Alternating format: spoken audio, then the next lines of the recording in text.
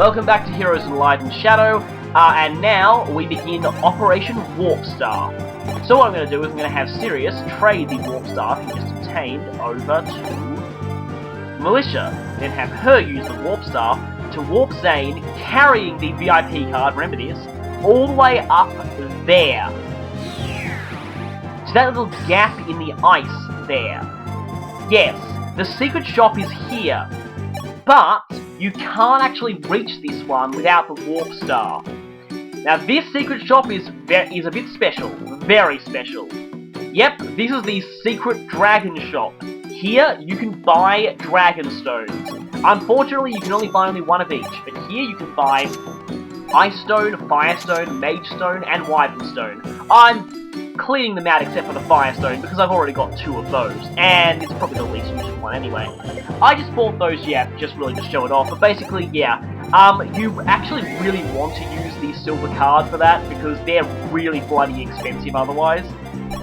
Except in the original mystery I heard they were like even more, they were all like 30,000 or something, like something ridiculous, but you must have got more gold than you do in this game, in that game or something, because yeah. Anyway though, now because you need the Warp Star to get to that secret shop, this unfortunately means that on Lunatic mode, where there is no Warp Star, yes, you heard that right, the Warp Star is so broken they decided to ban it from Lunatic mode. So basically on Lunatic mode, where there is no Warp Star, you can't access this shop, and that means you'll have to make do with the Dragon Stones you get. That also means no using Wyverns, or Ice Dragons or Mage Dragons in Lunatic mode. You'll be stuck with just Divine Dragon and Fire Dragon. Divine Dragon is pretty much, good enough for any situation really, but it's kind of a shame not having Mage Dragons, because that can be really fun. I'll talk more about the different Dragon Stones and what they do later, but for the time being, I thought I should probably mention, actually I probably won't get a chance to, but basically, yeah, the Warp Star. Shadow Dragon, this was incredibly broken. It can teleport you anywhere on the map, up to and including right next to the boss. And you got it really early. In Chapter 3, it had 7 uses, unlike other games in the series where it usually only had 3, and you could get more of them. Now in this game it's been nerfed a little bit, simply on virtue of getting it later. It doesn't come until this chapter, and you don't even get it at all on Lunatic mode. Not only that, but it's the only Warp Star you get in the game, I believe. But anyway, the blood of Unri's brother actually flows through him, but that's now neither here nor there. Anyway, by getting marked at this spot, you receive the Light Sphere. This is incredibly important. You need this to pierce the Dark Sphere, but if you've collected all the Star Shards, he will also restore the Star Sphere for you. This is why it was important to get all 12. Without the Star Sphere, no true ending. Yes, if you miss even one of those Star Sphere shards at this point, you will not get the Star Sphere. Now, this means you can't restore the Binding Shields, and thus you'll be stuck with the quote-unquote bad ending. It's not that horrible, but again, you miss out on 4 chapters and 1 side quest. Now, this bit is kind of interesting. Yeah, it should have been obvious already, given those 5 suspicious slots in the Fire Emblem, but yes, the Fire Emblem is in fact the Binding Shield. And, yes, this is several thousand Earth Dragons. Given how ridiculous Medius was in the last game, we don't want to deal with several thousand of those things. Given that the last time they woke up, they almost wiped out humanity, yeah. Now, also, the second consequence of not restoring the Star Sphere. If you don't restore the Star Sphere, Gotoh will not let you wake up Tiki. As you can see here, if the Binding Shield is not restored, there is nothing to stop Tiki from going insane and killing everyone. Naturally, Gotoh doesn't want that, so no Star Sphere means no Tiki for you. But, with all that, we get the Star Sphere, now that we've restored it, and the Light Sphere. We also lose all our Star Sphere shards, as they're combined into the actual Star Sphere itself. Also, these 2 rooms open up, and we can see Tiki there. We'll have to get Marth to trek all the way over to her and talk to her in order to actually recruit her. But, she's somehow an enemy for some reason, even though she won't actually attack you. She has a Divine Dragonstone there, which is pretty freaking powerful. Now, starting this turn, those remaining enemies will all move. Something else is going to also happen at the start of the enemy phase, but you'll see that in a few moments. For the time being, we've just got to tank these ice dragons. It shouldn't be too hard, really. There's not much actual fighting left in the chapter, but there's a couple of things you want to do before you finish. And the throne is completely unguarded. See, there's not even a boss in this chapter. Again, this is what I warned you about. Ice dragon reinforcements from the bottom. Now, if you left someone there back at the beginning, not that I did that, I actually, luckily enough, even though I didn't know about those reinforcements, I luckily didn't have anyone left back there. But if you did, they're probably going to die an icy death right now. And Katria is being awesome as always. Oh, damn it, I didn't equip the Royal, Dragon Pipe, whatever. Oh well, who else needs the XP? Yeah, that would have been good if you'd actually been doing actual damage there. Yeah, now if this had been Lunatic Mode, that Ice Dragon would have been able to attack us. But as it stands, 3 Ice Dragons from the bottom is still not a nice prospect, especially with a couple of Fire Mages just positioned to finish you off. Now, what you do want to do before you go to the unguarded throne is to get all the chests here. There's some pretty nice items over here, so let's go through them. And also the Star Sphere and Light Sphere. The Star Sphere is like a combination of all the shards, and as such, it gives +2 to everything. Unfortunately, you can no longer spread it out over multiple characters, so yeah. Now, the other thing you want to know about the Star Sphere is, Gotoh will take all of your Star Shards, even if you don't have them all. Yep, there is no way to keep them past this chapter. If you thought you could cheat your way out and keep them if you didn't collect, like, one of them, nope, no way out of it. You lose them all, even if you didn't complete the full sphere. Now, oh boy, Overkill. Now, this leads to an interesting dilemma. If you want to use the Star Shards on Wi-Fi, you'll have to use a save file from this chapter or earlier. This means you naturally will probably not have maxed out characters. So basically, yeah, there is a benefit to doing Wi-Fi battles now, as it means you'll actually be able to fully use the Star Sphere shards. Of course, now you've got access to the Star Sphere itself, which gives, again, +2 bonus to everything. Unfortunately, it no longer prevents your weapon usage from going down like it did back in Shadow Dragon. So, bit of an issue, but it's good for what it does. The Light Sphere, on the other hand, it allows you to negate enemy terrain bonuses, and of course it also cancels out the Dark Sphere's effect of making its holder invincible. That's gonna really come in handy later, but until then, ignoring terrain's alright. It's not the best benefit, to be honest. It's not really all that useful, actually, but because enemies very rarely make use of terrain, and even then, because of the way evasion works in this game, terrain bonuses are not really that big a deal. But, oh, ignoring terrain would be awesome in a game like FE5, when, Thrones gave ridiculous defense bonuses. In fact, so insane that I almost couldn't beat a certain boss until I realized critical hits ignored terrain. And I'm going on a tangent here, so I'll go back to this. Right, what was I saying again? Yes, Sword Slayer. Yes, I haven't explained the Sword Slayer yet. Like in FE7, the Sword Slayer is a weapon that's effective against Myrmidons and Mercenaries, and their respective promotions. Unlike in FE7 though, it's a sword rather than an axe, which leads a bit of a weird irony to its name. So it's sort of slaying itself. But anyway though, yeah, it's kind of useful, although it has very low uses, and Zane has just turned back, so he can't use the physics staves anymore, and he's also stuck there. Yeah, make sure whoever you warp to the secret shop is someone who's not vital to your plans, because unless you want to waste use of the rescue staff, they will be stuck there for the rest of the chapter. Again, it's not possible to access this secret shop without the warp staff, so on Lunatic Mode, when the warp staff is completely removed, you can't get to the shop at all. I've already said that, but I just wanted to say it again. And yeah, speaking of warp staff, technically speaking, we can warp skip starting with this chapter. I'm not going to do that. I don't like being cheap like that. Now, if we do this right, we should be able to wipe out all these enemies right now before they have a chance to hit us. And we'll have to, because otherwise they're going to kill Sheeta. But again, dragons give lots of... What is up with her defense? She's supposed to have a really low growth in that. Anyway, she's only 1 point off maxing speed, so that's pretty amazing. You know what? I may as well just go ahead and use the Lady Sword. That's going to do enough anyway. Yep, exactly enough. Ow. And, the Ice Dragon had a 2-hit kill on me too, but good thing it didn't double me. Oh, if you do get doubled by one of these guys, on the higher difficulties, I believe they might be able to do that to you, and if that happens, then you're kind of screwed. But, for the time being, only one left, and with the aid of a Dancer and the others, I should be able to get rid of those 2 Dark Mages. I'm really worried about them finishing us off afterwards.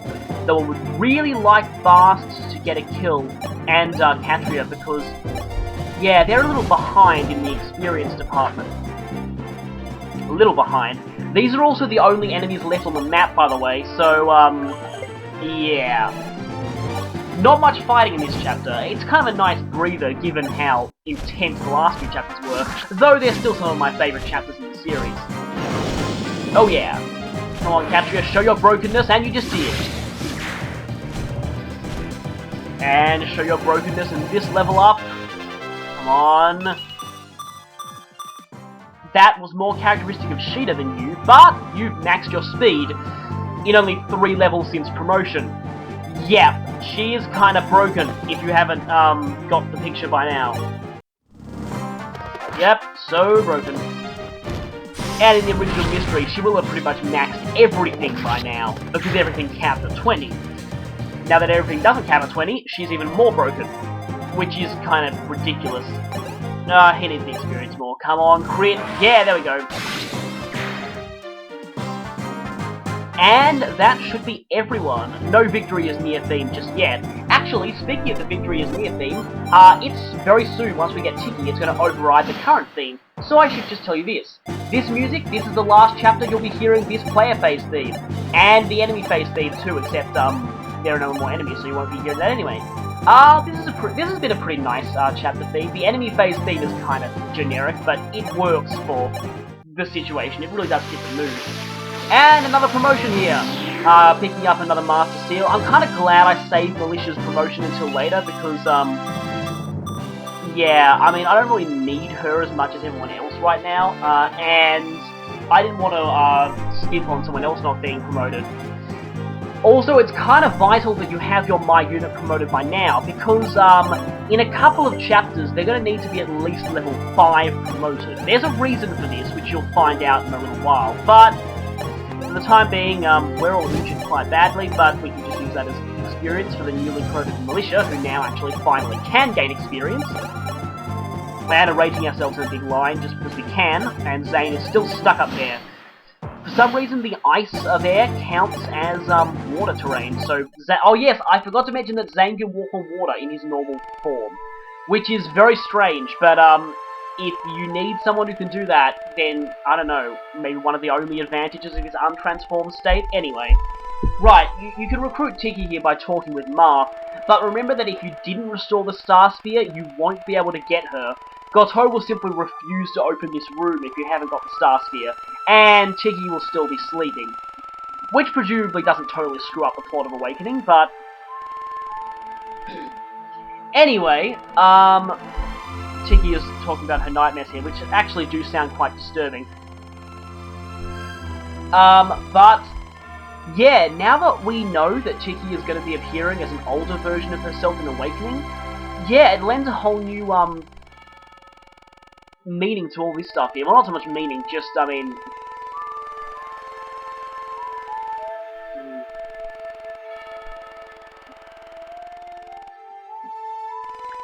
well, Awakening seems to reveal that she did that, except she ended up massively outliving Marth and everyone. I mean, it is a bit sad that she had to essentially live through all her friends dying of old age, but... I guess that's just, you know... she kind of has learned to accept that by the time of Awakening, especially if you romance them with an avatar. But anyway, on to Tiki herself.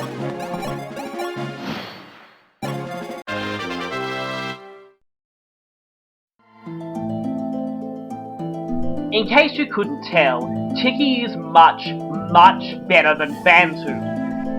Essentially, she's the Manakete you want to be using. I mean, even her base stats are better than Bantu's, and just look at her growth rates and her averages. Yeah, she has some of the best growth rates in the game, if not kind of, probably in the whole series actually. Yeah, she's your typical Manakete as far as the series goes. You know, the ones who have massive growth rates, who start off with somewhat weak stats, but with Dragonstone boosts to compensate for that. And they pretty much destroy everything at first, level up quickly, and gain enormous amounts of stats, and end up being tremendously powerful. But the problem with Manaketes in the series has always been that once their Dragonstone runs out of uses, they're essentially worthless, barring glitches. Now, does Tiki fall into that? Well, back in Shadow Dragon, she sort of didn't. One, you could use a Fire Dragonstone, which were readily available after her Divine Dragonstone ran out, but that kind of cost her stats a bit. But more importantly, back in Shadow Dragon, she could make use of the Star Sphere to make sure that the durability of her Dragonstone never went down.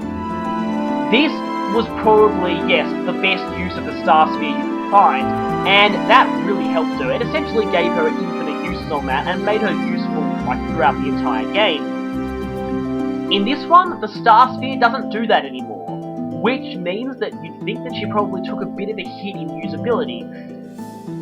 However, in this game, she also has access to a whole bunch of other different types of Dragonstones. Of course, you need to access that secret shop, and you can't use any of these on Lunatic mode. But anyway, it also makes her a lot more versatile. So I'll just give a brief rundown. I'll show them in more detail, also with their full stat boosts, and how they work in battle, in the next chapter. I'm actually going to be using Tiki, but I just wanted to show this anyway. I'll give a brief rundown. Fire Dragonstone is basically specialised in strength and defense. It's your basic, power one, kind of with decent strength, decent defense, except that Divine Dragonstone has beaten just about everything. But, yeah, I guess Firestone is kind of an alternative otherwise. Ice Stone, like those ice dragons you can see before, specialise in skill and defense. It gives the biggest defense boost out of anything that's not a Divine Dragonstone, and it's probably the most defensive of all the dragon classes. It also gives a boost to skill, but that's not really as useful. Wyvernstone? Now, Wyvernstone did take a bit of a hit from the original mystery. In the original mystery, I haven't explained this, and I probably need to now. In the original mystery, Manaketes work very differently. Instead of using their Dragonstones as equipable weapons in battle, like the ones in every Fire Emblem starting from 6, they instead use their Dragonstones a bit like a Laguz stone in the Tellius games. They use it, they instantly transform into dragon form, and they'll stay like that for about 5 turns. Then they turn back to normal. So essentially, they were kind of a precursor to the Laguz characters in the Tellius games. They don't work like that anymore, and one of the big downsides of that is, back then, when they could transform into those dragons and be them for the whole phase, not just a combat, it meant that with the Wyvernstone, you would actually gain access to the Wyvern's ridiculously large movement range, and that was hugely useful. You could have Tiki transform into a Wyvern, and she could essentially reach anywhere on the map you wanted. Now, you don't do that. So instead what Wyvern does is give the biggest speed boost out of all the Dragonstones, by a very considerable margin. In fact, it's got a lead of about 4 points on the next highest speed boost, and that's enough to double something for speed less than you. So that is actually pretty amazing, and there are an awful lot of enemies that Tiki will be able to double with the Wyvernstone that she won't be able to normally. So to put in perspective, the highest speed she'd normally be able to reach would be 24 at max with one of the others. With Wyvernstone, 28, and that's 2 points off the maximum speed possible. That means she'll be doubling an awful lot of things. It's also no slouch power-wise. Magestone is the most unique by far. We haven't seen any Mage Dragons yet, so I haven't talked about how they work. But basically, the main gimmick with Mage Dragons is that they completely nullify all magic damage against them.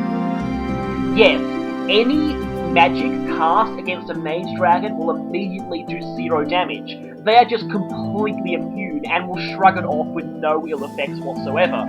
This means that Tiki with a Mage Stone equipped is totally immune to magic, which probably makes it one of the most interesting and useful stones, which is why I recommend buying it first if you're prioritizing which ones to buy. Now, it does have its downsides, namely, instead of boosting speed like a lot of the others, it actually cuts your speed by 1, so don't expect to be doubling much with the Mage Stone.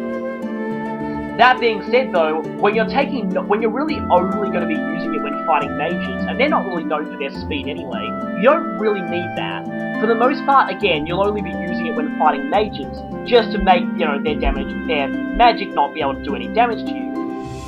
Now, it's also no slouch in the physical defense department either. It's got the biggest physical defense, third best physical defense boost, behind Ice Dragon and Divine Dragon.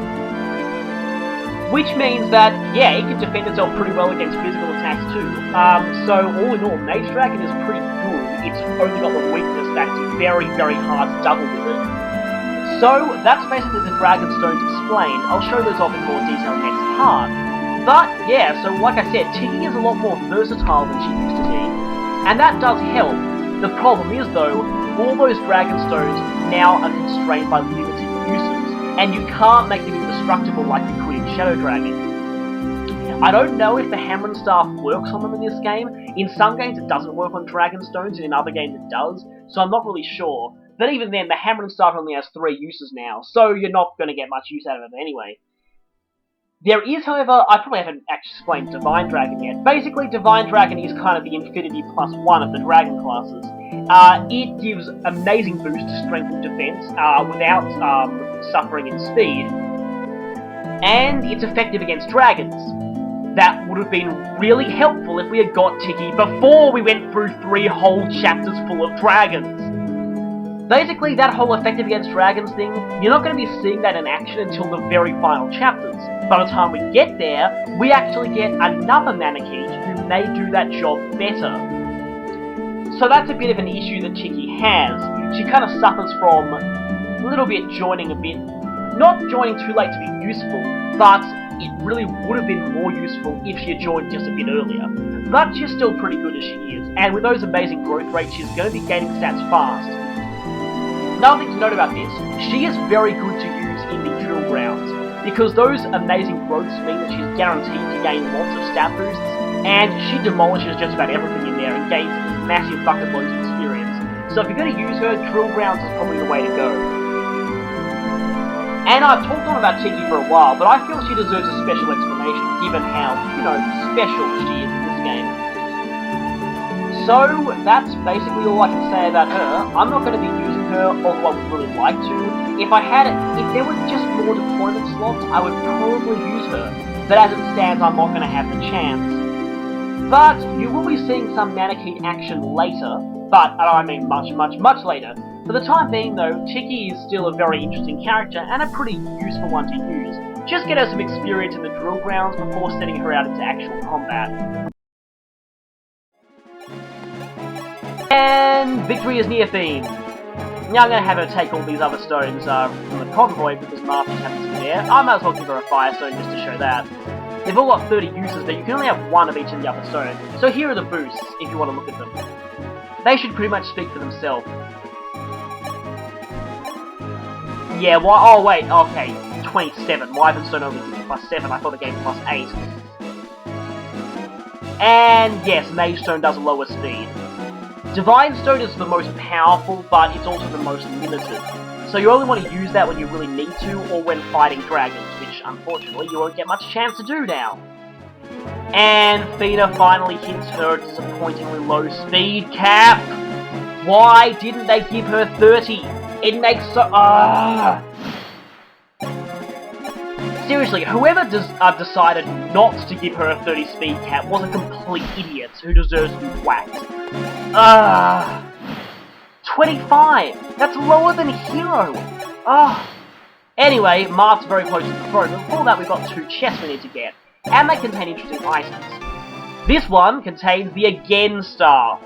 The Again Staff has been heavily nerfed since the original Mystery of the Emblem. This one just contains a talisman. Blah, not too useful. Let me talk about the Again Staff for a little bit. It's been heavily nerfed since the original Mystery, but it's probably a good thing it was. Because in the original Mystery, it was one of the most broken pieces of brokenness in all existence. It's probably just behind Holseti in most broken items in the whole series. Basically, it allowed all allies who had ended their turn, except for the caster, to move again. Essentially, think of as if a dancer could dance for your whole army at once. Yeah, kind of like Eagle's Lightning Strike in the Advance Wars series. It essentially gave you a whole nother turn. And there was nothing stopping you from having Zane transform into your Staff Wielder, take the Again Star, and use it, no pun intended, again, giving you 3 turns out of your whole army for the price of 1. Needless to say, this was very, very broken. And you could complete entire chapters in the space of, like, very few turns, just by spamming this. Now, the Again Staff only affects one ally. It's long range, so it has infinite range. Basically, you pick one character who's already ended their turn, and they get a chance to move again. It's like a long-range dancer effect, basically.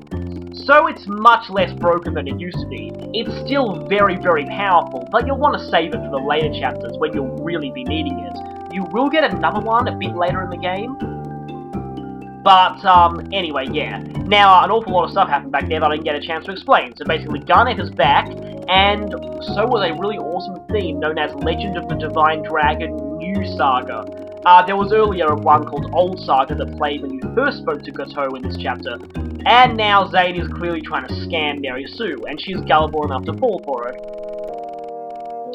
But, at least Tiki's headpiece is kind of cool, so, yeah, let's give it a try.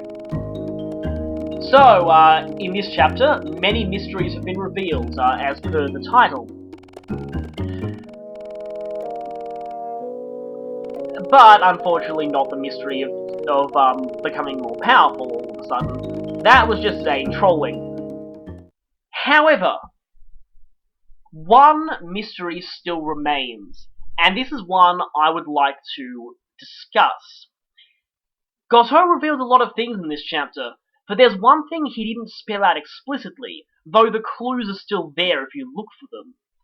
That being, just who stole the Binding Shield in the first place. This is something I'd like to discuss, and now is probably the only time I'll get to discuss it. So, here we go. The clues are there if you look for them. I'll give you one hint. The Fire Emblem, which we now know is the Binding Shield with the orbs removed, has been the treasure of House Arcania for centuries. I'll give you the second clue. According to the timeline at the end of the original Mystery of the Emblem, the Binding Shield was stolen exactly 10 years before the birth of Arcania as an empire. However, Arcania's official chronology seems to omit this detail. It looks to me like there's been a historical cover-up somewhere along the line. Give up? Well, with all these hints it should be obvious. The true culprit in the case of the stolen shield is Ardra, the very first Emperor of Arcania, and the founder of the nation. You see, Ardra began his life as just a common thief. One day, he snuck into the Fane of Ramen and found the shield. But he wasn't really concerned with the shield, and he had no idea that it was a powerful artifact. He simply thought of it as loot that would fetch a nice price. So he stole the shield, removed the 5 orbs, and sold them. He made enough of a profit to hire an army large enough to conquer the entire world. Yes, that's how he did it. That's how Arcania came to be as a nation. Some random thief managed to get hold of enough money to buy himself an army. By the way, the 3 regalia of Arcania, although this isn't mentioned anywhere in the game, were also stored in the Fane of Ramen. They were also stolen by that same thief. So yeah, the only reason they're the royal heirlooms of the family is again because he stole them. And now, you might remember back in chapter 7, there was a villager who said that there were a bunch of thieves looting the Fane of Ramen, and the villager hoped they got cursed or something. Some people believe this is in fact what happened to the original Emperor. And because it seems there's a curse on the Fire Emblem, as you can tell from that Artemis Curse conversation, and some think it arose because of the fact that he originally got it through dishonorable means, namely stealing it. Now, interestingly enough, Gotoh actually outright spelled this out to you in the original Mystery of the Emblem's dialogue. But in this game, that part of the conversation seems to have been removed. However, the hints are still there if you look for them, and all the clues still point to this being canon. Which means I'm guessing that the developers removed the reference in Gotoh's dialogue because they wanted it to be a bit more subtle. They wanted the player to work this one out for themselves, as opposed to have it exposition and directly to them. So, yeah, that's basically it. That's the event in Arcania's history that they don't want you to know about. And that is the, well, Mystery of the Emblem, almost literally solved. So, yeah, that was one other thing I wanted to mention, and with that out of the way, Unri's way is over. But Marth's journey is only just beginning. Join us next time when we finally retake Marth's homeland of Altea. It's gonna be awesome. See you then.